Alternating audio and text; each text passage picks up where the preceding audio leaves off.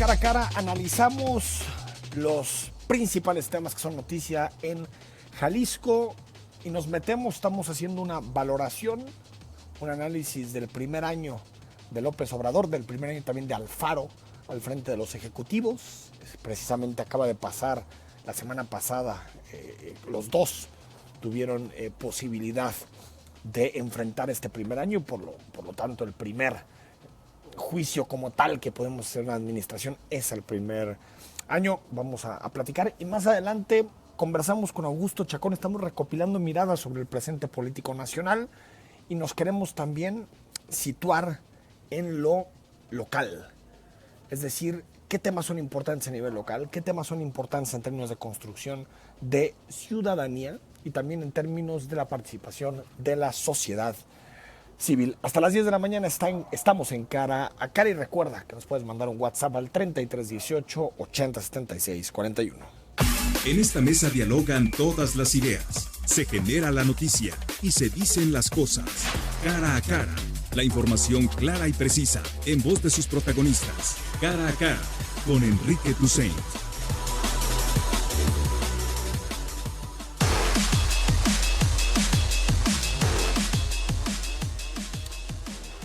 Estamos en Cara a Cara. Gracias por estar como siempre en comunicación con nosotros. WhatsApp, Twitter, Facebook, todas las vías abiertas, tanto personales, mis redes sociales, como también las redes sociales de Zona 3 Noticias, para que comentes con nosotros los principales temas que de alguna forma marcan la agenda en México y a nivel nacional. La seguridad es sin duda la agenda más importante que debe enfrentar cualquier gobierno en México. Esto no es sorpresa para nadie. La inseguridad ha sido un problema tremendo en los últimos 13 años en México y dejó de ser un asunto achacable a un gobierno para convertirse en una tendencia en nuestro país. Tal vez al principio podíamos pensar y decir, fue la estrategia de Felipe Calderón. Felipe Calderón comenzó la guerra contra el narco y por lo tanto él es responsable de lo que sucedió durante su sexenio. Después llegó Enrique Peña Nieto y tuvo peores resultados que Felipe Calderón en esa materia, incluso renegando del concepto de guerra contra la delincuencia y contra el crimen organizado, peores datos en materia de homicidios, peores datos en materia de desapariciones. Y por más que Peña Nieto quiso en sus primeras semanas no hablar mucho del tema, no enfatizar con claridad lo que suponía esta agenda para el país, quiso hablar de otras cosas, reformas estructurales, corrupción, quiso hablar también de los cambios legislativos que necesitaba México. Pues de poquito en poquito la realidad le fue comiendo el pastel a Enrique Peña Nieto y tuvo que enfrentarse a la inseguridad y a la violencia como los principales retos de su administración. Así acabó. Alejandro Solalinde dice que es la herencia maldita la que recibió el gobierno de López Obrador porque venimos de toda esta tendencia y eso es indiscutible. López Obrador recibió una herencia muy pesada en este tema, pero ya va un año de gobierno. López Obrador ha podido hacer las reformas que necesita, los cambios que necesita para dar resultados en materia de seguridad y creo que no me equivoco cuando señalo que nadie en la historia moderna del país había tenido tanta posibilidad para cambiar y ajustar las reglas del juego en materia de seguridad a sus deseos. Primero porque aumentó el presidente a través de una propuesta legislativa pues de forma muy importante el número de delitos que están en el catálogo de prisión preventiva. Opera a través de una Guardia Nacional que es y nace a viva imagen y semejanza de lo que quiso López Obrador, porque si bien se aprobó en términos constitucionales una Guardia Nacional con carácter y adscripción civil, pues lo que vemos en la práctica es que quien lleva las riendas de la política de seguridad en México es el secretario de la Defensa Nacional, no es el secretario de Seguridad Pública, por lo tanto es un cuerpo militarizado, la Guardia Nacional. El cuerpo que quiso, estamos en el asunto también de las leyes, la unidad de inteligencia financiera, leyes fiscales mucho más punitivas y mucho más profundas, es decir, cambios que tienen como objetivo que el presidente pueda dar resultados en materia de reducción de la inseguridad. ¿Qué podemos decir? Los indicadores no son buenos en este sentido. Faltan algunos días, 3 semanas para concluir el año, pero lo que sí podemos decir es que este será el año más violento de la historia de México, y el año más violento porque pues ninguna de las tendencias que nos preocupan como país se han detenido en el sexenio de López Obrador, ninguna. Todas las tendencias se han incluso fortalecido y estaremos enfrentando lamentablemente un caudal de homicidios que va a superar los 30,000 en 2019. Esto nos habla pues de una, pues digamos que es difícil explicar, pero estamos hablando más o menos de un homicidio, un asesinato cada 15, 16 minutos en México. Por lo tanto, un problema estructural que el presidente López Obrador y su política de seguridad no han podido detener. Y no solo no han podido detener, sino que hemos visto un año muy errático en esta materia, en donde se han mandado mensajes que me parece que son disímbolos o que son contradictorios. Por un lado, la política de abrazos, no balazos.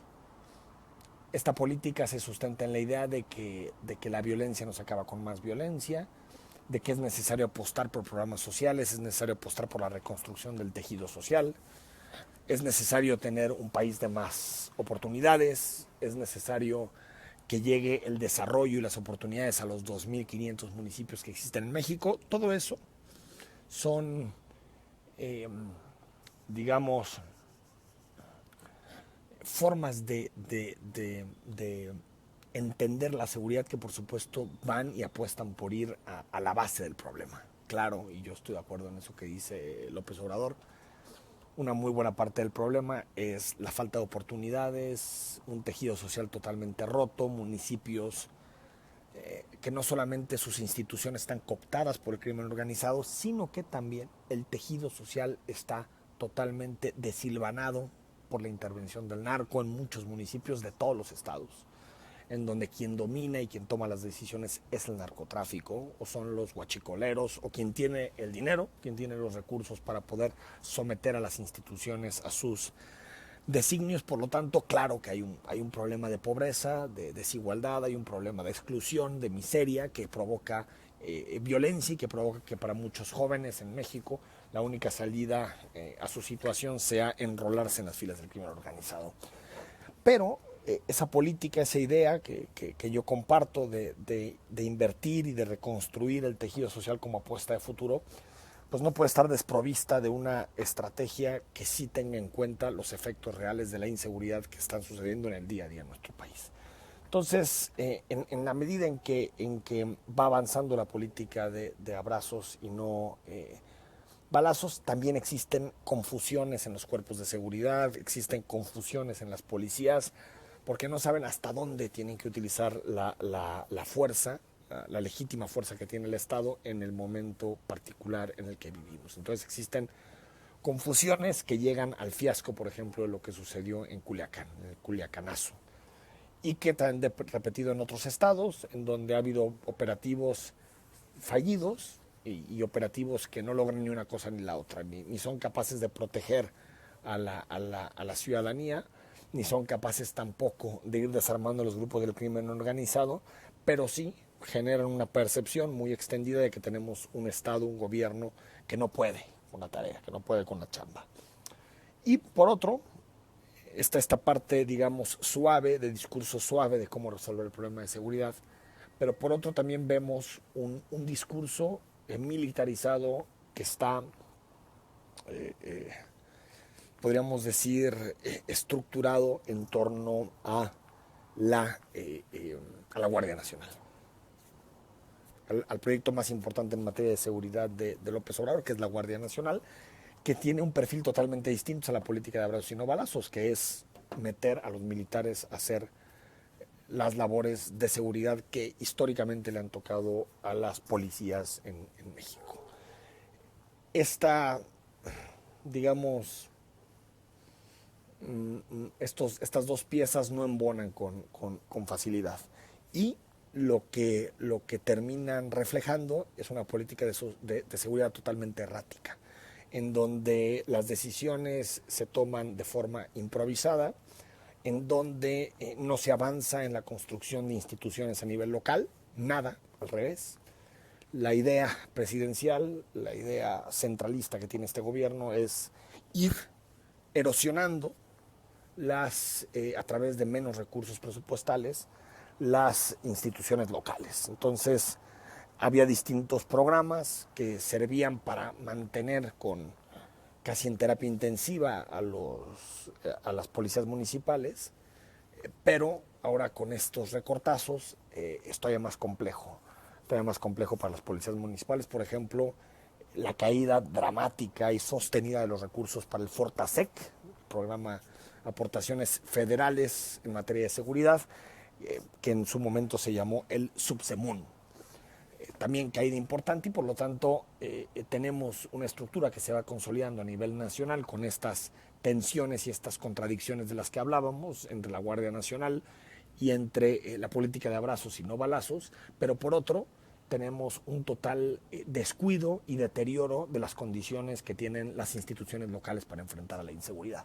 Entonces, así, cuando vemos que el 80-85% de la fuerza de seguridad en México son policías municipales y estatales, ahí vemos que va a ser muy complicado que el presidente pueda dar resultados si no toma en cuenta la realidad local y a las instituciones locales, que por cierto en las leyes de seguridad salen,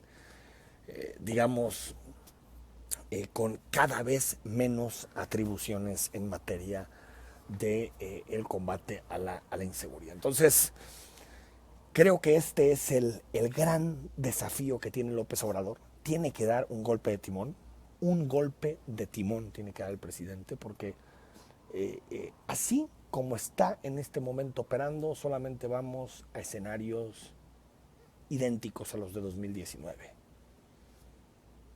Porque la apuesta por los programas sociales y la política social es muy importante, pero sobre todo una política de largo plazo. No vamos a ver resultados a corto plazo, o vamos a ver resultados muy tímidos a corto plazo. ¿Por qué? Porque coser de nuevo el tejido social, que haya más sentido de comunidad, que quien está vinculado al crimen organizado entienda que puede tener una oportunidad fuera del crimen organizado en el mercado legal y formal, que las policías vuelvan a ser confiables para los ciudadanos. Esos son procesos de muchísimos años. Entonces, ese mediano y largo plazo, que es importante tenerlo presente siempre que discutimos de seguridad, no puede opacar o no debe opacar medidas que se tienen que tomar, por supuesto, en el corto plazo, y algunas tienen que ver con la construcción de instituciones que combatan la impunidad y que combatan la violencia en nuestro país. En muchas ocasiones tengo la percepción de que el presidente prefiere no recular, prefiere no dar un golpe de timón, porque parecería como si le estuviera dando la razón a los que él denomina como sus adversarios. Lo que esto sea, una serie de comunicadores, periodistas, empresarios, algunos partidos políticos, o lo que queda de algunos partidos políticos, pero creo que esta tendencia, si López Obrador no da un golpe de timón en materia de seguridad, aunque las encuestas digan que está en 60 y tantos % de aprobación, me parece que este sí puede ser un tema que lo vaya desgastando de forma contundente y profunda. sucedió con Felipe Calderón. Felipe Calderón termina su sexenio ya como un presidente no tan bien valorado, no tan bien calificado en términos generales de las encuestas, aunque siempre hay una parte de la población que sigue recordando con optimismo y que sigue recordando con buena visión lo que sucedió en el sexenio de Felipe Calderón. Pero en realidad lo que lo desgastó fue precisamente la política de seguridad, una estrategia que iba al precipicio. Lo veíamos cada año más asesinatos, cada año más homicidios, y aún así el presidente Felipe Calderón nunca frenó y nunca quitó el pie del acelerador, lo que provocó que digamos, la estrategia tuviera muchos errores y por lo tanto los más de 100,000 homicidios que ocurrieron en aquel sexenio. Entonces López Obrador tiene tiempo para corregir, tiene tiempo para volver a idear su estrategia, tiene tiempo para volver a entender hacia dónde quiere ir, cuáles son los resultados que quiere dar y por lo tanto dar un golpe que mande un mensaje de mucha mayor claridad, que se apoye en los especialistas, en quien conocen, los académicos, para poder estructurar una agenda que sea importante para salir de la espiral de violencia. Hasta aquí, son las 9 de la mañana con 20 minutos, hasta aquí esta reflexión sobre el tema de seguridad, en donde podemos decir tal vez están los resultados más señalables de la administración de López Obrador, es decir, los que podemos decir son los peores de la administración de López Obrador. Y vamos a ir al corte. Cuando retornemos hablamos con Augusto Chacón. Él es director ejecutivo de Jalisco Como Vamos. Queremos entender las variables locales, para dónde va el asunto local y hacer un análisis de cuáles son los retos y desafíos de la sociedad civil en Jalisco. Recuerda, hasta las 10 estamos en Cara a Cara.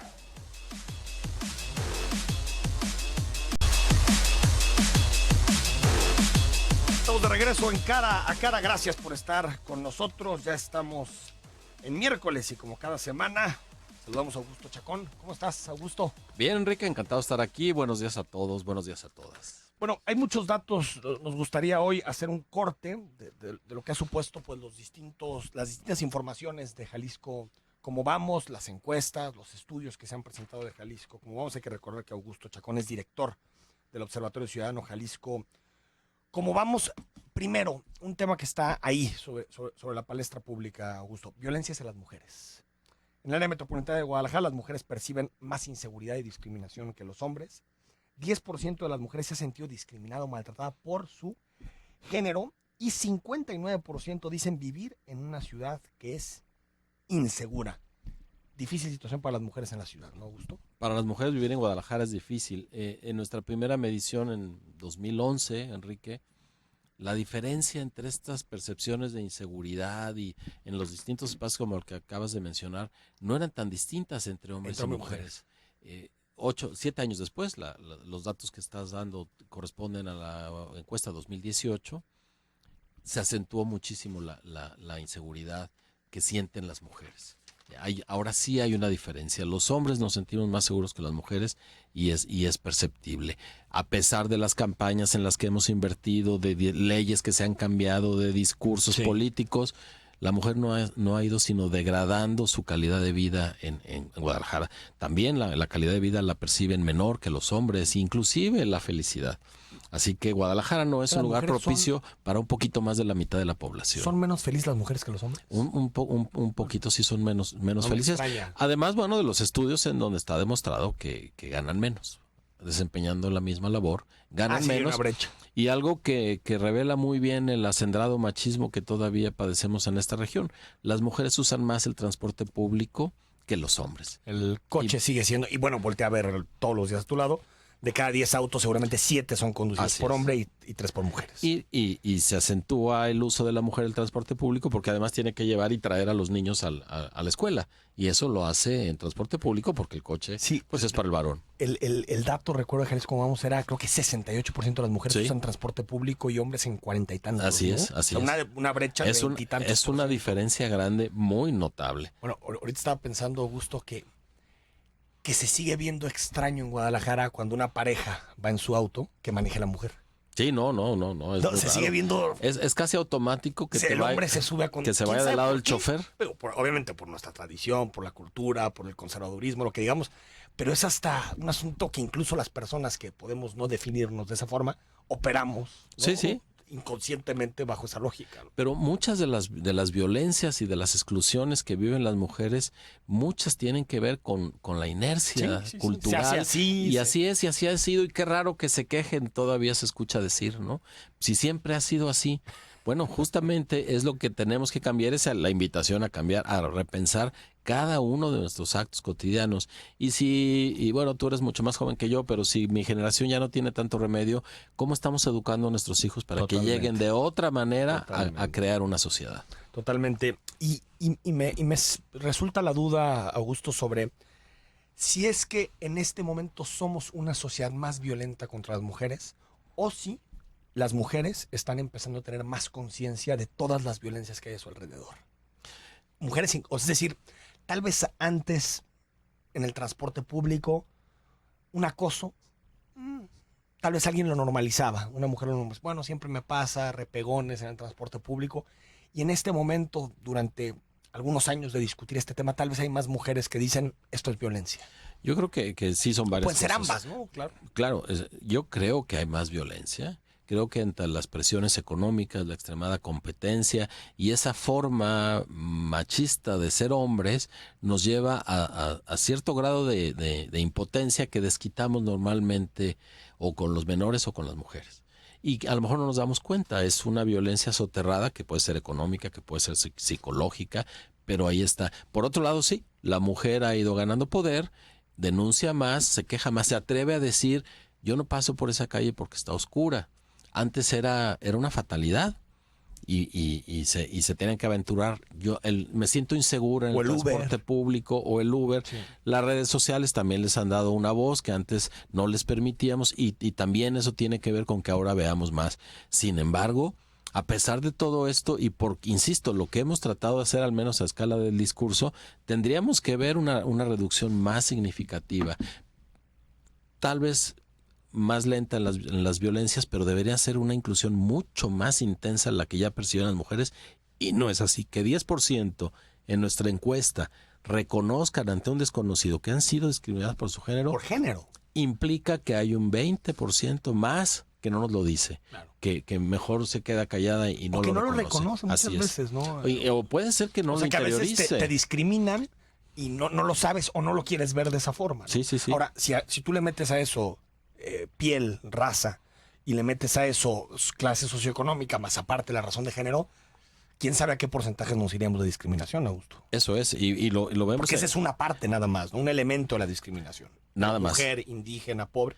No, es una condena. Bueno, ya hay estudios, el Instituto Espinosa Iglesias lo tiene medido, cierto tipo de color de piel y cierto estrato socioeconómico condicionan tu trayecto de vida. Claro. Y seguimos siendo una sociedad discriminadora.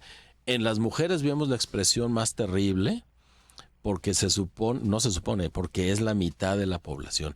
Todas son terribles, pero aquí, alguien con quien convivimos, alguien inclusive que llamamos mamá, abuela, hermana, prima, esposa, sufre nuestra discriminación, que como bien dices puede ser consciente, muchas veces es inconsciente. Y eso es terrible. Augusto Chacón, para concluir este tema y entrar al resto, creo que también tenemos que ver este tema desde un punto de vista integral, cómo intervenir en el sistema educativo, para que realmente se debatan este tipo de temas desde, pues digamos, desde edades más tempranas. Siempre los grupos conservadores se oponen porque dicen que es introducir la ideología de género en las aulas. ¿Quién sabe qué sea eso de la ideología de género? No he sabido explicar. Tal vez una cosa muy extraña que se le llama igualdad, pero una de esas es una ideología. Sí. Meterlo desde el sistema educativo. Y también creo empezar a debatir otras cosas que a veces parecen tabúes. Por ejemplo, Internet. Ya una persona, un niño de 11, 12 años se maneja de forma muy desenvuelta en Internet, mucho mejor tal vez que nosotros. Sí, que yo sin duda. Y puede encontrar páginas de todo tipo. Sobre todo, por ejemplo, Google se puede volver el gran educador. E incluso pornográficas. donde de acuerdo a estudios que se han hecho, más o menos como el 50-60% de la pornografía tiene violencia contra las mujeres. Entonces imagínate tú, una persona, un niño que está formando su identidad, que está formando lo que supone la sexualidad, su relación con la mujer, que vea eso como algo normal, como algo entretenido, ¿no? Mira, para tener relaciones sexuales la golpea, la viola incluso, y Sí, es sí. entretenido. Creo que son temas, por ejemplo, en Francia ya propuso Macron que se bloqueen todas las páginas y que solamente metiendo tu identificación puedas ingresar cuando tienes más de 18 años. Creo que el Internet tampoco puede ser toda libertad. No. Tiene que haber interés público detrás de eso. Claro. Y más porque se suma esta máxima exposición, máxima publicidad de cosas que tendrían que tener un límite de edad a una presión laboral y económica que los padres, hombres y mujeres, están sufriendo, y entonces el cuidado de los niños se concentra en muchos casos a otorgarles un aparato electrónico para que se entretengan, y de ahí a deambular por ese mundo en donde se pueden topar con todo. Y así como decíamos antes, decían los clásicos, todos los caminos llevan a Roma. En Internet muchos caminos llevan a la pornografía, inevitablemente. Y se puede volver atractivo, y como dices tú, el niño normaliza la violencia, normaliza que uno se han tratado de cierta forma, y si a eso le sumamos que en el espacio público, en muchísimos lugares, hay espacios en donde las mujeres no pueden participar, hay calles a donde no pueden ir, y los mismos niños varones saben que hay que marcar cierto territorio para no ser violentados cuando son adultos, eso lo aplican en su vida cotidiana. Sí, creo que es momento de empezar a debatir eso. Augusto, Jalisco, como vamos, ha hecho un análisis de la calidad de vida en nuestra ciudad desde hace ya muchos años. ¿Vivimos mejor o peor que antes? La calidad de vida la seguimos evaluando, perdimos en 2018. Se había mantenido estable de 2011, y por primera vez, y yo lo dije en la presentación, tanto la satisfacción con muchas cosas como con la vida propia, por ejemplo, como la calidad de vida, como la felicidad, aparecieron con un menor rango en 2018. Yo lo decía sarcásticamente, lo logramos. Lo que parecía inamovible, que en muchas partes del mundo es inamovible, aquí lo conseguimos. Epure si mueve. Así es. Hicimos que la gente llegara a decir, pues vivo un poco menos bien, estoy un poco menos satisfecho con las cosas, no me siento tan feliz. Y si hacemos cruces por estrato socioeconómico, hay una marcada diferencia. Si hacemos cruces por género, hay una marcada diferencia. Es decir, sí estamos consiguiendo, con la inseguridad, con la competencia económica exacerbada que solo impone una desigualdad como norma para saber que te ha ido bien en la vida, sí estamos consiguiendo que el grueso de la población viva menos bien. Se sienta menos feliz con su calidad de vida. Sí. ¿Qué es lo que está degradando? ¿Tiene que ver con un asunto de nuestra familia, nuestra vida íntima, o temas más bien públicos? Mira, lo que más satisfechos nos tiene a los tapatíos y a las tapatías es nuestra familia, nuestra casa, nuestras relaciones personales. Pero, y esa es una especulación que tenemos, estamos logrando una extrema individualización. Si te quieres sentir seguro, métete a tu casa, cierra la puerta y desentiéndete de lo que sucede. Si ves el a fenómeno alguien, de los cotos es indicativo de eso. Eso tiene que ver. Si ves a alguien que lo están asaltando, pues mejor no te metas, no sabes lo que va a pasar y ya después verás qué sucede. Es decir, lo que le pasa a los demás no nos atañe. Aparentemente nos preocupamos por nuestra familia, pero es esa misma individualización que nos está corroyendo. Y si lo comunitario es lo que más felicidad y satisfacción nos produce, lo familiar, ¿no? Sí, lo individual, lo familiar. Lo familiar, sí, que a final de cuentas es el principio para construir en comunidad. Somos incapaces o no nos dan las condiciones dadas para que eso lo llevemos a una comunidad mucho más amplia. Ya no digas la colonia, la cuadra. Eso ya no existe, porque nos metemos en nuestras casas, y yo creo que eso está incidiendo. Tiene que ver, sí, la movilidad, que en promedio nos toma una hora hacer nuestras cosas. Que es encerrarnos también. Pero hay coche, un 15% que le toma 3 horas hacer sus cosas. Sobre todo en Tlajomulco les toma Zapopan, ¿no? 2 horas. En El Salto también es una distancia muy grande la que recorren. Y las jornadas laborales, que ya no son de 8 horas, ya son una cosa muy rara. Así que eso está incidiendo. Si construir vida en social pasa por la familia, y de la familia tendríamos que saltar a los vecinos y a la colonia y a la ciudad, eso lo estamos inhibiendo con la inseguridad, con la competencia económica, la desigualdad, y ahí están las consecuencias. Y es un perro que se muerde la cola, ¿no? Así porque no participamos porque nos podemos sentir inseguros, pero después la inseguridad también produce que no para. Es decir, digamos, es como una especie de círculo vicioso que es muy difícil de romper, porque también cuando alguien te dice es que no quiero sacar a mi familia aquí o no la quiero poner en este tipo de condiciones, pues, racionalmente lo entiendes. Así es, ¿no? Empezamos a alimentar al mismo monstruo que queremos combatir. Ejemplos cercanos de éxito en cierta noción de seguridad está Ciudad Nezahualcóyotl, por ejemplo, que ellos partieron de reunir a vecinos cuadra por cuadra. A ver, conózcanse los vecinos y entre ustedes díganos a los policías qué es lo que les hace sentir inseguros en esta cuadra o en general. Y así la autoridad entiende, crea lazos, pero además entre los vecinos se dicen, mira, la verdad es que aquel vecino siempre ha sido muy raro, las cosas que no nos decimos. Cuando lo pones en la mesa, la cosa empieza a cambiar y Nezahualcóyotl es un ejemplo. Es decir, tenemos que pasar de la familia a una construcción de comunidad más amplia. Estamos hablando unos minutos más con Augusto Chacón. ¿Cómo vivimos en Guadalajara? ¿Cuáles son nuestros principales problemas? Jalisco vamos a tener una medición ya de muchos años analizando precisamente pues, cómo nos sentimos los tapatíos, cómo nos movemos. Es una radiografía de nuestra vida, es una radiografía de nuestra ciudad. Vamos al corte. Recuerda el WhatsApp 3318 8076 41. Estamos de regreso en Cara a Cara. Ya estamos en miércoles, mitad de semana, y nos acercamos también a los últimos días de este larguísimo 2019. Larguísimo. Lo que sucedió en enero parece que fue hace 15 años. En enero estamos hablando del desabasto de combustible. Del combustible. En ese mismo mes, Andrés Manuel, el presidente, presentó una lámina mostrándonos cómo los homicidios ya habían empezado a descender. Ah, sí, por una publicación. Y que en 6 meses íbamos a ver la diferencia. Y míranos un año, tal vez para después. La 4T, digamos, él tiene otros datos con relación al tiempo.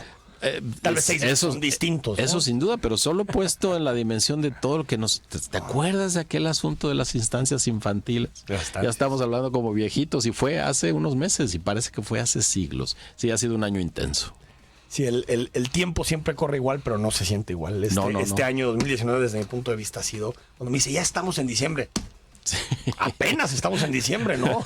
Sí, porque han pasado tantas cosas que es difícil, pues incluso ahorita que estamos haciendo los programas para final de año, recapitulando un poquito todo, pues hay tanto. Es muchísimo. ¿No? Que los... y acabas diciendo, ya no me acordaba de esto, ya no me acordaba de aquello otro. Augusto Chacón, en términos de ciudad, hay un elemento desde mi punto de vista que es muy importante para construir una ciudad y una idea de ciudad, que es la identidad. Sí. Y es muy difícil construir una identidad como ciudadanos de Guadalajara, alguien que habita en El Salto, alguien que habita en el centro de Guadalajara, alguien que habita en Valle de los Molinos, en Zapopan o en un condominio del sur de Tlajomulco. Es muy difícil cuando vives realidades tan distintas, ¿no? O sea, lo que nos dicen los datos, y ahorita vamos a analizar algunos de ellos, es como si, tenemos algunos problemas que son muy comunes, pero es como si viviéramos en realidades distintas, ¿no? No hay un imaginario compartido de ciudad. No. Nosotros hicimos en las primeras encuestas el experimento de darle a elegir a la gente algunos elementos para decir con qué se identifica. Y claro, ponías la catedral, las tortas ahogadas, la comida, el mariachi, y ya sabemos un poco la respuesta. Lo gastronómico, lo cultural. Después intentamos hacerlo abierta, es decir, a ver, cuando decimos Guadalajara, ¿usted en qué piensa? Y lo que predominaba era Bonita. En los 6 municipios, sí. Bonita, ya aparecía inseguridad, tráfico, había cosas buenas, cosas malas, no aparecían cosas que a ti y a mí y quizás a cierto círculo nos parezcan naturales, pudiéramos dicho, no, pues la FIL, ¿no? La FIL. Sí. Hablando de esta época ya como un identitario. No, total. Pues no, todavía para la más, al menos cuando hicimos esa pregunta en 2014, todavía no era parte, pero tampoco las Chivas, aparecían de manera marginal. Ahí hay que revisar la metodología. Hay que revisar cómo se preguntó, porque... ¿La del equipo o la de Jalisco? ¿Cómo vamos? Sobre todo la del equipo, sí, sobre todo la del equipo. Entonces sí, se vuelve muy, muy complejo en esta pluralidad que es el área metropolitana de Guadalajara, decir, esto nos distingue. Todos podemos concordar en que la Minerva y las torres de catedral algo representan, pero no mucho más allá. Y no hemos construido las vías básicas para que esa identidad corra. Parece mentira y parece una exageración, pero las calles y las banquetas hacen posible este intercambio de manera mucho más, mucho más social. Dan continuidad a la ciudad. Y eso es una de las quejas recurrentes que hemos tenido. Pero es un fenómeno también del país, y algunos historiadores ya lo han dicho. ante la diversidad que podemos encontrar de Tijuana a Mérida o a Tapachula, quizá el elemento que nos identifica sea la Virgen de Guadalupe, y de ahí su gran penetración. El gesto de Miguel Hidalgo de tomarla como estandarte no fue estéril. Él era profundamente político, también profundamente creyente. Eso es un mensaje político. Pero tuvo claro que si quería un mensaje de unidad, era la Virgen de Guadalupe. Por eso el presidente es tan simbólico, porque la política es símbolo. Es claro. Y en Guadalajara podemos pensar en la Virgen de Zapopan, pero no hay otra cosa más urbana o más local que nos identifique. Sobre la todo estamos construyendo, ¿no? Porque creo que sí hay hitos, la catedral, sí, el expiatorio. Pero contemporáneo dices bien. O sea, no hay algo que se haya creado tal vez a partir de los 80s, 90s. Ahí está la FIL, y yo estoy de acuerdo contigo que la FIL podría hacer eso, pero sigue siendo la FIL más que un elemento identitario, un evento. La gente lo sigue viendo, es un evento. Y todavía como puede ser un concierto, como puede ser otra cosa, con realidad yo creo que trasciende eso, pero... Yo creo que lo trasciende, todavía no da ese paso en que la gente diga es mío. Es mío. Es un asunto de la Universidad de Guadalajara. En términos generales, hay quien dice no, es un acto de Raúl Padilla. Sí, eso. Y todavía sigue por ahí, todavía no llegamos al punto en que eso se vuelva identitario. Yo siento también que debe ser algo orgánico. También esto nos lleva a pensar en cuánta migración recibe Guadalajara. Es decir, ¿en dónde queda el tapatíismo que podríamos rescatar? En muy pocos. Hay muchísima migración, no solo de fuera del estado, inclusive de ciudades del estado. Tapatíos, igual, ¿no? No, por supuesto. Quien vive, trabaja en Guadalajara. Pero pensando en identidad, pues empiezan a amalgamar muchas cosas, modos de ser, modos de estar, modos de trabajar y comunicarse, que todavía no consiguen esa creo unidad. que en las sociedades modernas, en las sociedades contemporáneas que son tan heterogéneas, la identidad o la pertenencia a un sitio tiene que estar muy relacionado con el bienestar y la felicidad. Sí. Más que con el origen, ¿no? O sea, porque ya somos tan distintos, venimos de tantos lados que no, ya es ¿quién es un tapatío? Pues no, es, o sea, ¿no? La vieja categorización ya no funciona. Me refiero a que tal vez una parte importante para construir un orgullo de ciudad es que podamos tener servicios mínimos, servicios de salud adecuados, una educación de la que estemos orgullosos, unas universidades que tengan peso, un sector empresarial distinto es decir, creo que esos elementos contemporáneos podrían generar en las nuevas generaciones una identidad sobre la ciudad. Me gusta la ciudad porque hay parques bonitos para salir, no tanto por la torta ahogada o porque está bien, son elementos identitarios, pero sobre todo por cómo vivimos. De acuerdo, y yo creo que Monterrey es un buen ejemplo.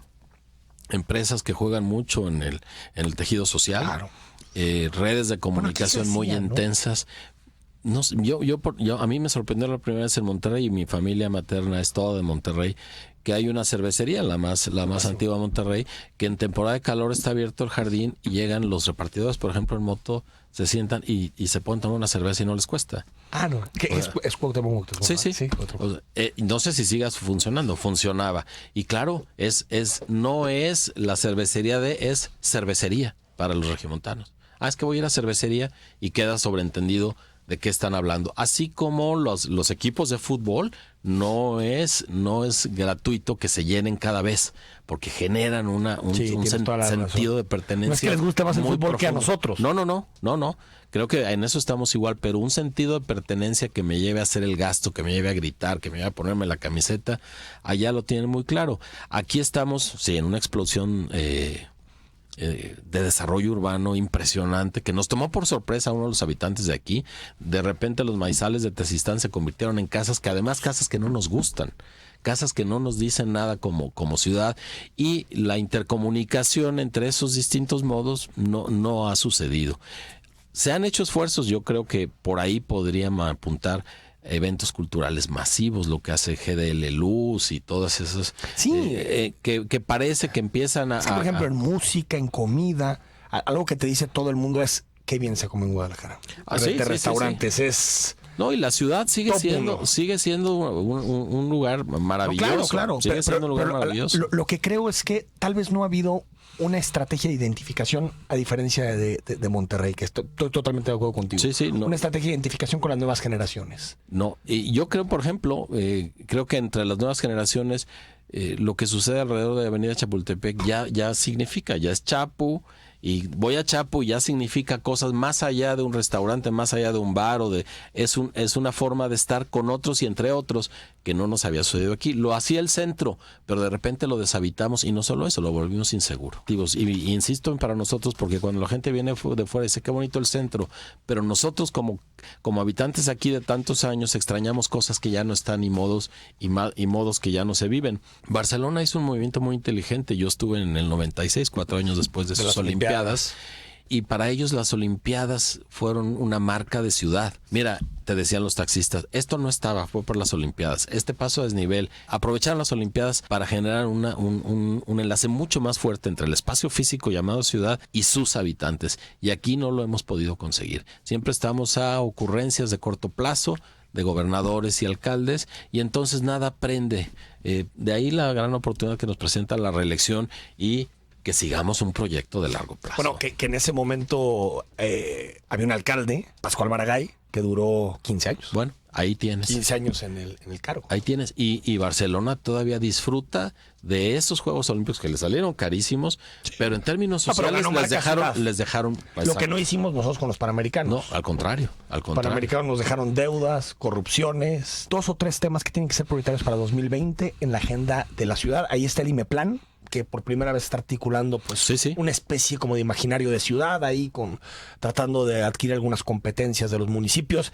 ¿Qué cosas se tendrán que discutir en términos metropolitanos el próximo año? Mira, si sacamos, y no lo saquemos, pero pongamos a un lado la seguridad, que es el reclamo la policía metropolitana, de 7 de cada 10, dicen primero la seguridad y después todo lo demás.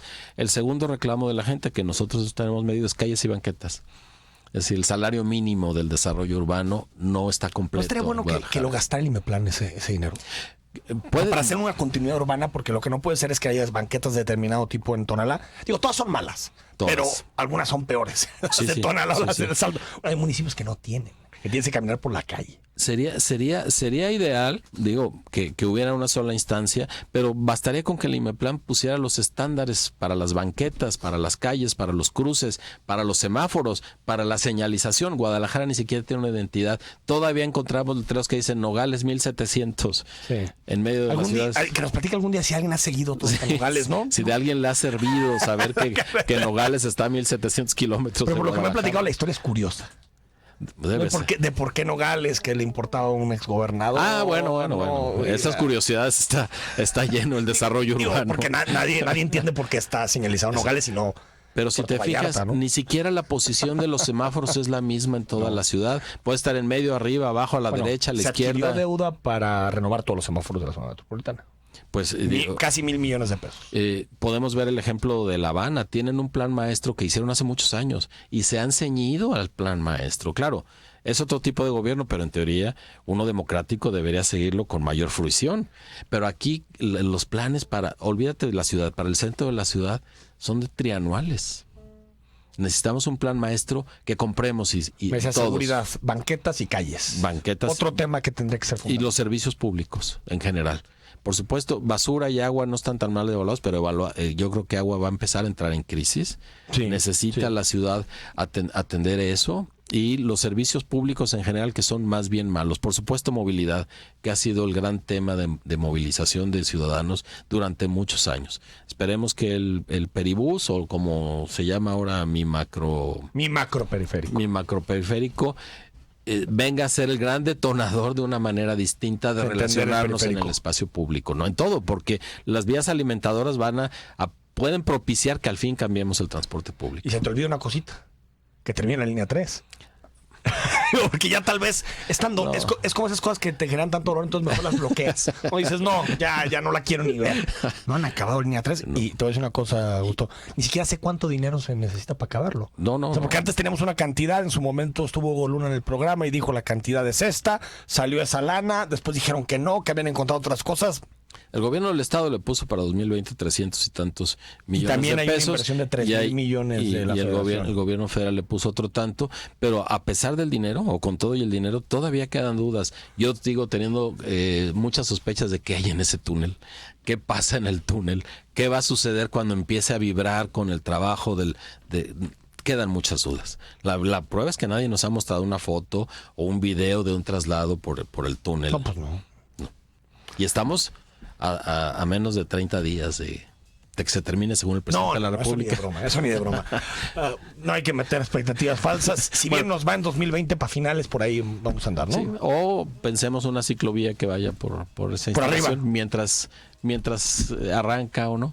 ¿Sí? O la tumba. Sí. Gracias, Augusto. Al contrario, Enrique, gracias a ti. Vamos al corte y cerramos el programa.